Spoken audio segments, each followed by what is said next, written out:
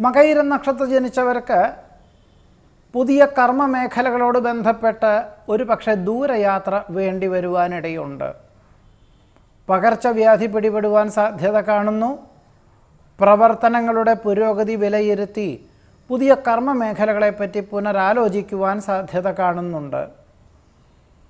ഭരണ സംവിധാനത്തിലുള്ള അപാകതകൾ പരിഹരിക്കുവാനായിട്ട് അതിന് തത്തുല്യമായിട്ടുള്ള വ്യക്തികളെ, അനുഭവജ്ഞാനമുള്ള വ്യക്തികളെ നിയമിക്കുവാനും സാധ്യത കാണുന്നു. വിട്ടുവീഴ്ച മനോഭാവത്താൽ കുടുംബജീവിതത്തിൽ ആഹ്ലാദാന്തരീക്ഷം സംജാതമാകും.